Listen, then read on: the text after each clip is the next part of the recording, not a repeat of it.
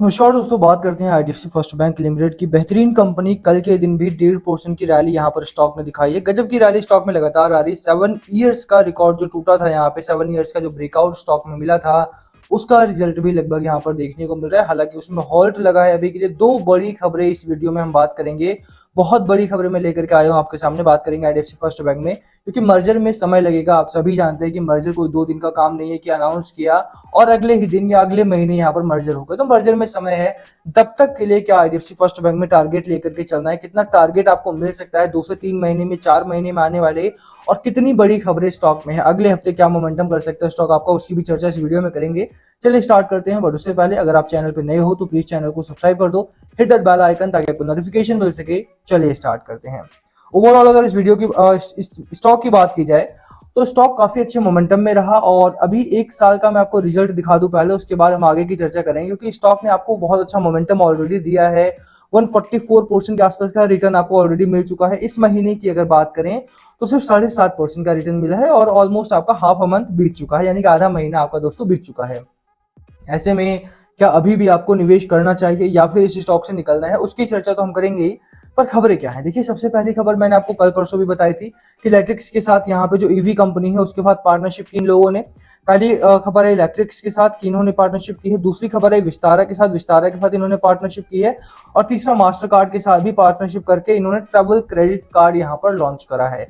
तो कंपनी की जो शॉर्टकमिंग्स है, कंपनी की जो कमियां हैं, कंपनी उनको लगातार सुधार रही है। अगर आप इसके लोन बुक को देखोगे तो जो क्वार्टरली नंबर्स आए थे इस बार के, Q1 के जो नंबर्स रहे थे, नंबर्स काफी ठीक रहे थे। ऐसा नहीं कि नंबर्स में कोई वीकनेस थी या कहीं पर कोई गिरावट देखने को मिल रही हो।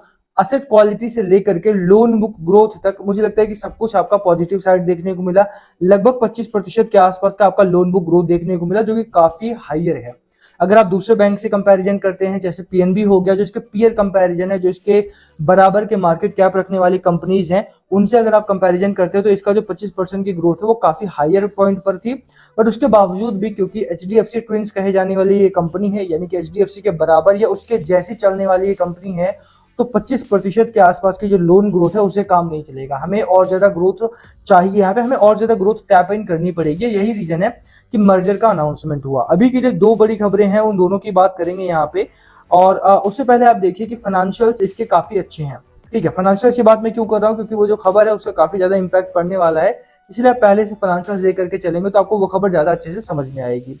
अभी के लिए अगर आप बात करें, 7800 करोड़ के आसपास का इनका रेवेन्यू है। मार्जिन की बात करें, 25% के आसपास का मार्जिन भी कंपनी टैप इन कर रही है। बहुत अच्छा मार्जिन है। मुझे लगता है कि छोटी कंपनी है और इस तरह की, जिस तरह की कंपनी है जिसका स्टॉक आपका 83 पे ट्रेड होता हुआ दिखाई दे रहा है, मार्केट कैप भी ठीक ठाक है कंपनी का, ऐसे में आपको जो मार्जिन मिल रहा है, मार्जिन काफी डिसेंट मार्जिन है। ऐसा नहीं कहा जा सकता कि मार्जिन खराब है। हालांकि बैंकिंग सेक्टर में अगर आप देखेंगे तो 50% के आसपास का भी मार्जिन देखने को मिलता है। बट अगर आईडीएफसी की बात करें तो जिस तरह का लोन ग्रोथ है इनका, जिस तरह इंटरेस्ट पेमेंट है, उसका असर है कि थोड़ा सा मार्जिन कम है। बट ओवरऑल अगर आप नेट प्रॉफिट की बात करें तो 2000 से ज्यादा, 2000 करोड़ से ज्यादा का नेट प्रॉफिट। और एनपीए जो मोस्ट इंपॉर्टेंट होता है, एनपीए इनका मात्र 0.86% के करीब का एनपीए है बस। तो मुझे लगता है कि खबरें काफी अच्छी हैं। और फाइनेंशियल्स की बात जैसे मैंने बताई आपको, तो फाइनेंशियल्स को देख करके साफ लगता है कि हाँ, स्टॉक आने वाले दिनों में आपको अच्छी खासी रैली करता हुआ दिखाई देगा। अभी के लिए देखोगे तो जैसे मैंने आपको स्टार्टिंग में वीडियो ही बोला था कि स्टॉक में आपको 7 साल का ब्रेकआउट देखने को मिला था, 7 ईयर का ब्रेकआउट यहाँ पर हुआ था। बट मर्जर की वजह से वो डीरेल होता हुआ दिखाई दे रहा है, मर्जर की वजह से वो नीचे जाता हुआ दिखाई दे रहा है। अभी के लिए अगर आप चार्ट देखोगे, ये खबर काफी इंपॉर्टेंट है तो मैं आपकी डिटेल में चर्चा करूंगा, पर आप चार्ट देखो कि चार्ट में एक अच्छी खासी रैली यहाँ से आई। आपको पता चलता है कि हाँ, 20-30 रुपीज के आसपास से आपका जो स्टॉक है वो ऑलमोस्ट डबल हो गया, 60 रुपीज के आसपास आकर के रुका। 60 रुपीज के आसपास से यहाँ से जब रैली की स्टार्ट हुई, जब रैली दोबारा से शुरुआत होती है, तो 60 से उम्मीद यही की जा रही थी कि ऑलमोस्ट 90 रुपीज तक, यानी 50% का ग्रोथ तो दिखाएगा ही यहाँ पे। 60 रुपए से लेकर के 90 रुपए तक की ग्रोथ रिटर्न यहाँ पे मिलेगी। और जब ग्रोथ में था भी स्टॉक, तब भी मैंने आपको कई सारे टारगेट्स बताए थे, जो मेरे कुछ टारगेट्स मेरे भी थे, कुछ टारगेट्स मैंने ऑल ब्रोकरेज हाउसेस के भी बताए थे कि 84 का आपका टारगेट था आईसीआईसीआई सिक्योरिटीज का, उन्होंने बढ़ा करके 96 कर दिया था। एक्सिस सिक्योरिटीज की जैसे मैंने बात की, एक्सिस सिक्योरिटीज का ऑलरेडी टारगेट 140 रुपीज के आसपास था। और जब 140 का टारगेट इशू किया था एक्सिस सिक्योरिटीज ने, तो उस टाइम भी बहुत सारे कमेंट्स आए थे कि 140 तो 6 महीने में कंप्लीट हो जाएगा, क्योंकि जो ग्रोथ थी कंपनी की, आप देखिए कि जो कैंडलस्टिक पैटर्न बन रहा था, वो कैंडलस्टिक पैटर्न कितना गजब का बन रहा था कि कंपनी में काफी बड़े कैंडल्स बन रहे थे, यहाँ पे काफी अच्छे कैंडल्स बन रहे थे। बट जब से खबर अनाउंस हुई कि मर्जर होगा यहाँ पे, तब से स्टॉक में अगर आप देखोगे तो कोई बहुत बड़ी मोमेंटम नहीं आई, और जो मोमेंटम आई भी है वो साइडवेज का मोमेंटम यहाँ पर चल रहा है। ये एक रेंज बाउंड ट्रेड करना स्टार्ट कर चुका है, और वही चीज इस खबर में भी है। कब तक ब्रेकआउट देखने को मिलेगा आपको इस खबर से पता चल जाएगा कि a fortnight after showing a breakout above it all its all-time closing peak touched in September 2016, a merger plan has once again brought IDFC First Bank stock under pressure in the near term. Short term के लिए stock दोबारा से आपका under pressure आ चुका है, और यही कारण है कि अगर आप बात करेंगे तो जो एक अच्छी खासी रैली स्टॉक कर रहा था आपका, वो हॉल्ट लगता हुआ दिखाई दिया। जो अगले हफ्ते में भी अगर आप ट्रेड करने उतर हो तो एक दो चीजों को आपको फोकस करके चलना है। सबसे पहली चीज जो आपको फोकस करके चलना है दैट इज कि स्टॉक में अगर आप खरीदारी कर रहे हो तो शॉर्टर पीरियड में बहुत ज्यादा टारगेट लेकर के ना चलो, बहुत ज्यादा हाई टारगेट ना लेकर के चलो, बट हाँ अच्छे टारगेट्स आपको मिलेंगे। कितना टारगेट लेकर के चलना है? A day after the merger was announced, shares of IDFC first bank 4% lower गिरे थे, यहाँ पे 78 पर आ गया था। Hot favourite of retail investor, the stock has rallied 23% in the last 3 month with bulls eyeing ₹100 mark. 100 रुपए का टारगेट यहाँ पर बहुत आसानी से 3 महीने में आ सकता था। अगले पिछले 3 महीने में अगर आप देखोगे तो लगभग 20 से 25% की रैली ये ऑलरेडी दे चुका है, और 100 रुपीज का टारगेट यहाँ पे बहुत जल्दी आपको मिल सकता है इस स्टॉक में। जैसे ही ये रेंज बाउंड जो ट्रेड कर रहा है वहां से ब्रेकआउट मिलता है, आपको बहुत ही अच्छा टारगेट इस स्टॉक में मिलेगा। तो बिल्कुल अगर आप खरीदारी करने का विचार कर रहे हो तो इससे अच्छा स्टॉक मुझे इस समय बाजार में देखने को नहीं मिल रहा है। खबरें काफी बड़ी हैं। खबर मैंने ये भी बताया था आपको कि travel card launched by IDFC first bank, club Vistara, master card, इसे मिल करके इन्होंने पार्टनरशिप की है, और कई करोड़ का फायदा यहाँ पर इस खबर के बाद भी होगा। आप देखें कि एक और खबर आई मनी कंट्रोल पर, आप जाकर के पढ़ सकते हैं। बहुत सारी खबरें होती है, मैं सभी को कवर नहीं कर सकता यहाँ पे, बट हाँ जो मार्केट कैप है वो डबल डिजिट में यहाँ पर बढ़ा है इस कंपनी का आफ्टर दिस न्यूज।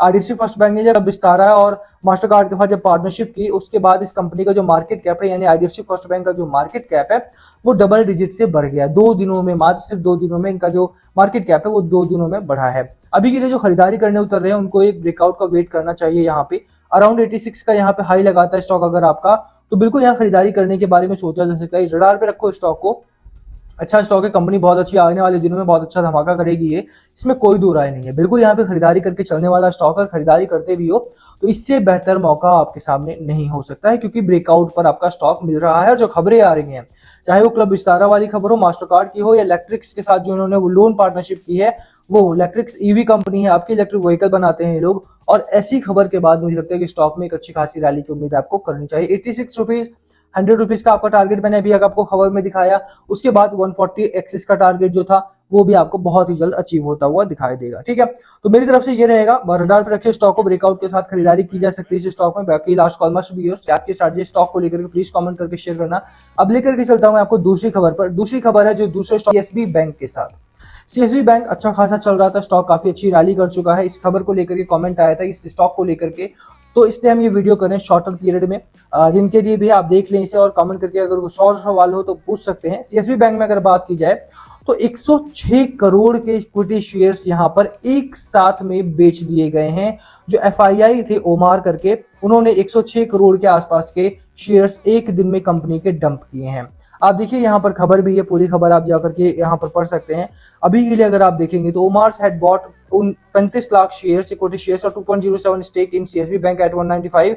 नवंबर 2019 में इन्होंने खरीदारी की थी, और अभी जब स्टॉक आपका 300 के करीब में ट्रेड करता हुआ दिखाई दे रहा है ऑलमोस्ट, तो यहाँ पर इन्होंने लगभग 106 करोड़ के शेयर्स यहाँ पर डंप कर दिया है बाजार में, और इसी वजह से स्टॉक में भारी भरकम गिरावट देखने को मिली।